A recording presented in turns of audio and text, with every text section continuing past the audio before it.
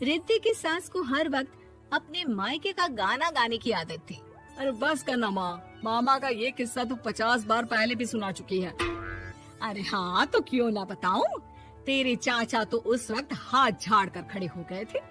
तब मामा ही था तेरा जो आगे आया और मदद की। देखो अब ठीक है ना, जो हो गया सो हो गया। क्यों एक बात को हमेशा गाती रहती हो। अब तो बहू घर आ गई है, उसे तो सबको मान कर चलना है ना, कि सिर्फ सास का मायका ही समझेगी वो। तभी वहाँ रिद्धि आ जाती है। माँ, आज मैं घर जा सकती हूँ? माँ को मेरी बहुत याद आ रही है। शादी के बाद एक बार भी नहीं गई। हाँ तो कौन जाता है। अरे मेरी शादी के बाद जब मैं विदाई होकर आई, इतना बड़ा ससुराल मेरा, खाने वाले 10 लोग और बनाने वाली मैं सिर्फ एक। ऐसा लग रहा था जैसे सिर्फ खाना बनाने के लिए ही ब्याह किया है। वो तो मेरा भाई था, गांव से एक काम करने वाली चाची को भेज दिया जो मेरा हाथ पटाती थी, और उसको पैसा, खाना, कपड़ा, रहने के लिए कमरा, वो सब किसने दिया था? तुम्हारे भाई ने। ये मामला रोज का था। ससुर भी जब गुस्सा होते तो वो सारी बात कह देते जो उनके मन में इतने समय से चल रही थी। मेरा भाई, भाभी, भतीजा, भतीजी सब छुड़वा दिया। मैंने जीवन भर सिर्फ तुम्हारे परिवार वालों से निभाया, लेकिन अब भी चैन नहीं है तुमको। बहू के सामने सास को लगा कि उसकी बेइज्जती हो रही है। अब सुन बहू, अपने कमरे में जा, कहीं नहीं जाना मायके वायके। घर का काम कौन करेगा? पड़ोसन। बहू समझ जाती है मामला गर्म चल रहा है। कमरे में जाने में ही भलाई है। कमरे में क्या है? तुम्हारी माँ हर वक्त चिक चिक चिक चिक करती रहती है। कल ताई मिली थी तुम्हारी मुझे, लेकिन मजाल है सासू माँ की उन्होंने एक बुराई की हो, लेकिन सासू माँ हाँ, जब देखो तब ससुराल के लोगों की बुराई करती रहती है। बेचारे पापा जी कितना मिस करते हैं अपने घर वालों को। मेरा तो बड़ा मन करता है कि ताऊ जी, चाचा जी और सब मिलकर रहे, ना साथ रहे लेकिन आना जाना तो ठीक से रखे। हिंदुस्तान और पाकिस्तान एक हो सकता है, लेकिन चाचा और ताऊ के परिवार के साथ हम लोगों का मिलन ना जी ना, कभी नहीं हो सकता। ये बात है। देखिए मेरे साथ ना ज्यादा चैलेंज मत करिएगा। ऐसा कोई काम नहीं है जो मैं नहीं कर सकती। ससुर जी जो कि बहू की बात सुन रहे थे सामने आ जाते हैं। अरे बेटा, तू ये कर सकती है तो प्लीज मेरा परिवार किसी तरह मुझसे मिलवा दे। सारी जवानी तो मैंने किसी तरह काट ली, लेकिन जीवन के इस पड़ाव पर बहुत याद आती है मेरे परिवार की। हाँ हाँ पिताजी, आप चिंता मत करिए, बस मेरा साथ देते रहिए आप दोनों। फिर देखिए कैसे माँ जी भी ठीक हो जाएंगी और पूरा परिवार भी एक हो जाएगा।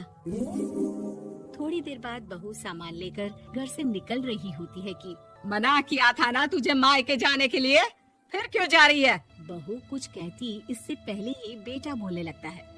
क्या है माँ, वो घर जा रही है। वैसे भी उसके माता पिता ने मुझे 10 लाख दिए तब जाकर मेरा काम शुरू हो पाया, वरना तूने मेरे लिए किया क्या है? अरे वाह बेटा, बचपन से पढ़ाया लिखाया, तेरे दुख दर्द में जगी, और आज वो लोग तुझे सही लग रहे हैं। और फिर ससुराल में लड़की खुश रहे, ये तो मायके वालों की जीवन भर की जिम्मेदारी रहती है।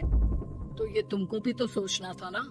ताऊ जी ने पापा को पढ़ाया लिखाया, जब तुम नहीं आई थी तो पापा के लिए ताई जी ने पापा की माँ की तरह देखभाल की।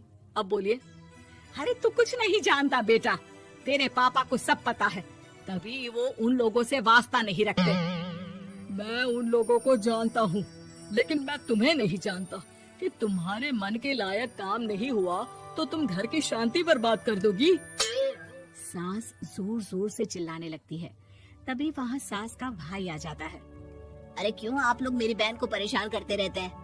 पहले ये जीजा कम थे, जब बहू भी आ गई। बहन, मैंने तो 30 साल पहले ही बोला था, अपना हिस्सा ले और छोड़ इन लोगों को, चल अपने साथ। बहू समझ जाती है कि मामा ससुर की नजर किस पर है।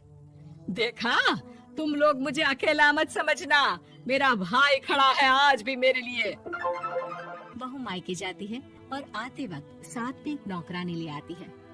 अरे बहू, कुछ खाने को दे दे। अरे आंटी, क्यों भाभी को परेशान करती रहती हो? उनके भाई ने मुझे जिम्मेदारी दी है। किसी भी चीज की परेशानी नहीं होनी चाहिए भाभी को। जो चाहिए मुझे बोलने का। आय हाय, बहू के मायके वालों का इतना दखल। ये मेरा घर है, कोई कल का आए इसे पूरा कैप्चर कर ले, ये बर्दाश्त नहीं होगा मुझसे। क्या हो गया सासू माँ, क्यों सुबह सुबह चिल्ला रही हैं? चमेली, ओ चमेली, क्या कहा था मेरे भाई ने तुझे?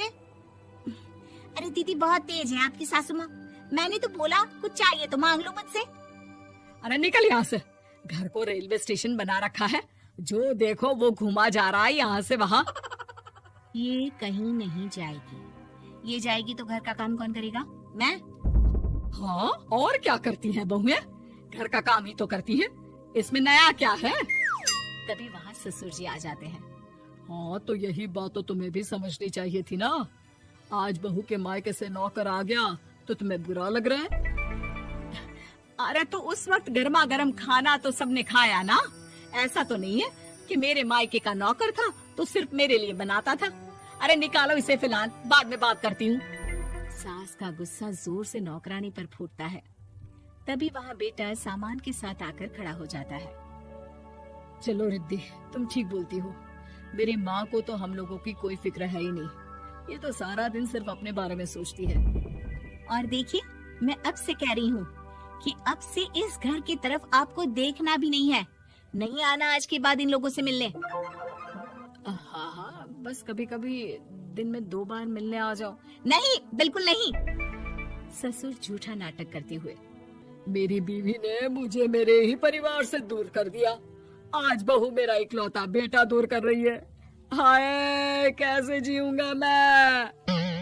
वाह, वो भाई जो आपको बेटे की तरह मानता था, उन्हें छोड़ने में तो दुख नहीं हुआ। आज खुद का बेटा छोड़कर जा रहा है तो कैसे जीऊंगा? बड़े आए। अब सास समझ चुकी थी कि उससे गलती क्या हुई है।